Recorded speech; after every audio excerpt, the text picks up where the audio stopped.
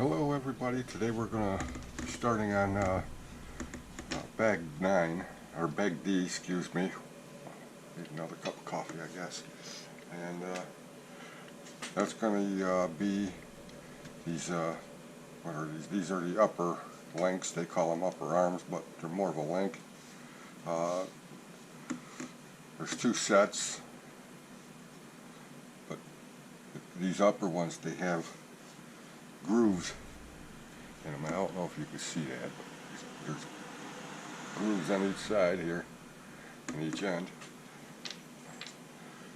I already went ahead, stuck the BD2 4x22 millimeter screw, it's like a giant grub screw in there, and put a little thread lock on there. Screw it in, and obviously they're by the diagram here, one will be facing up towards you, the other one's going to be like more vertical towards you, so it's going to end up looking just like this when you're done. So that's how that one went together.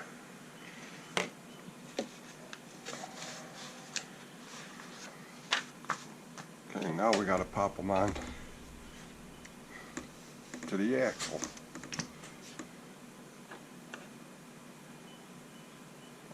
Now, like I said, obviously there's a length difference, but there's a line here and a groove there. Well, grooves, I guess you can call them grooves, compared to the other ones. Make sure you have both long ones if you go ahead and try to put them together ahead of schedule in the manual. It may screw you up a little bit. Just pop those on. Oi! There we go. Okay.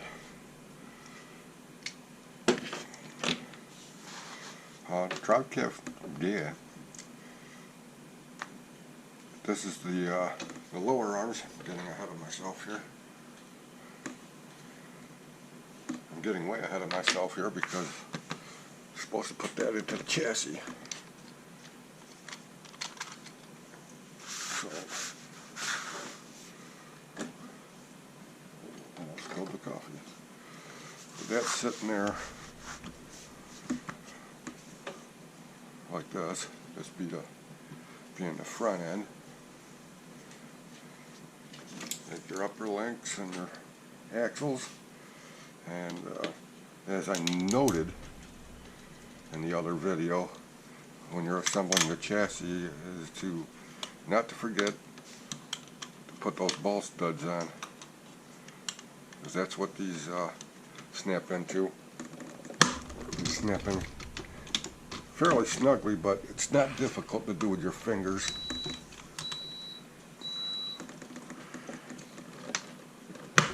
Just like that.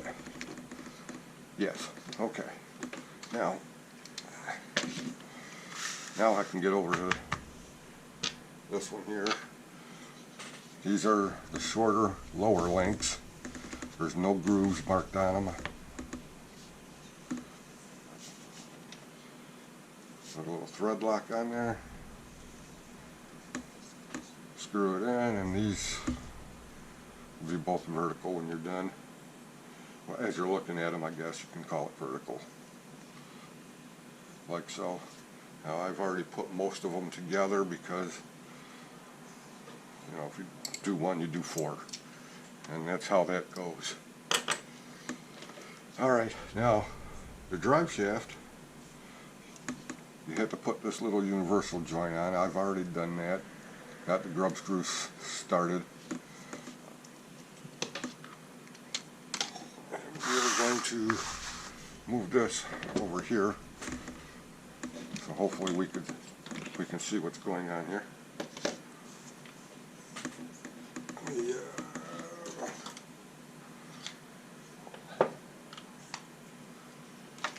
Grab my bits and pieces here.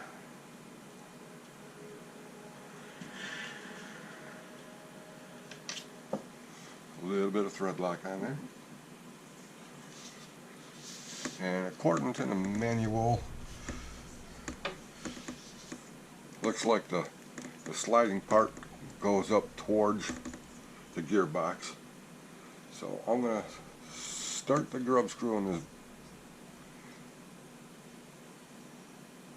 immensely huge universal joint.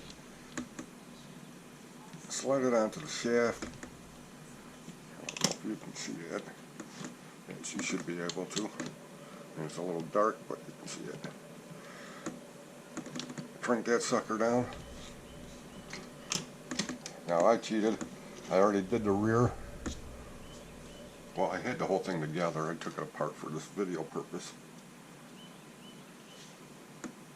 But with the wheel hubs and hexes on there, you can rotate that gear shaft a lot easier by grabbing both rear hubs and rotating them in the same direction. Okay, that's nice and snug. And according to this, we gotta slide those onto the slots, or the flats, excuse me. Line them up, crank them down, rotate them again, do the same on the other end, the other side I should say. Cinch those down, and you take the two lower links that you just made, pop them on. Again, they pop on very easy. So he said, that one's not popping on too easy.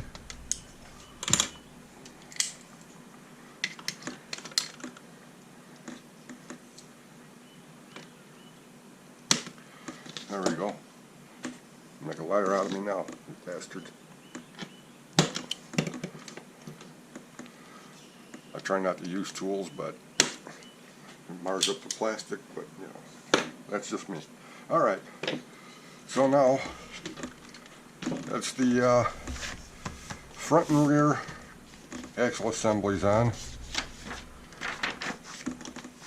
I'm going to move over to, well, this is step 23 that I just did. The shocks. I am not going to show you the build on the shocks because they're like typical Tamiya oil-filled shocks. However, I do not believe these are the CVA styles because I had a hell of a time getting these bottom caps to start because there's a lot of overmold on the threads. I mean, is their quality going downhill?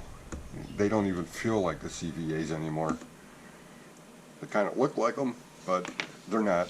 I used the kit supplied 400, what is it, CTS oil? Is that what it's called? CST, 400 CST weight, which is probably about, I don't know, 33 weight in American, I guess. But I got the shocks together. The shock ends, they go on pretty much without any tools. I mean, I think they're like pre-threaded. I didn't have a problem with them. They went right on. The springs are really springy and soft. Grab your spring perch, slip it over there, and that's done. And you got to do 8 of them. You know, I mean, if you built one, you built 100 of them. They're all basically the same.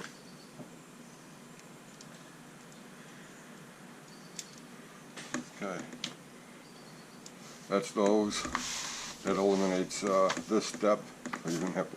You've seen that, so you didn't have to see the filling. Then I guess we go over to mounting the shocks.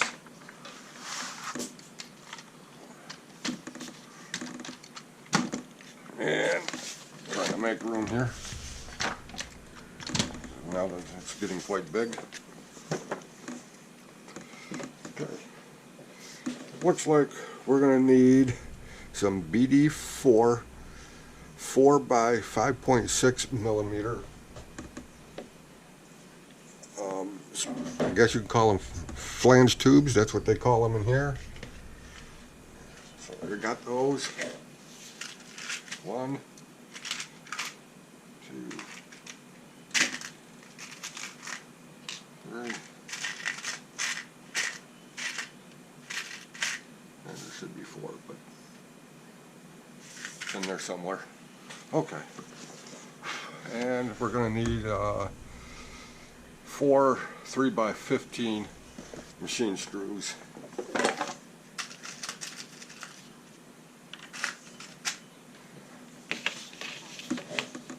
Okay, this is a very simple process. If I can get parts from stop rolling around, and if I can hang on to shit, pardon my French.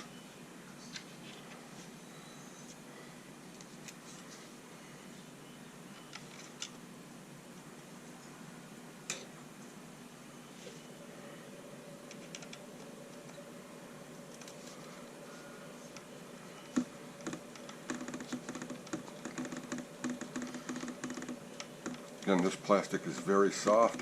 I mean, it's very bendy. So I go just until the screw head touches that flange tube, just hanging out at the end of the shock there.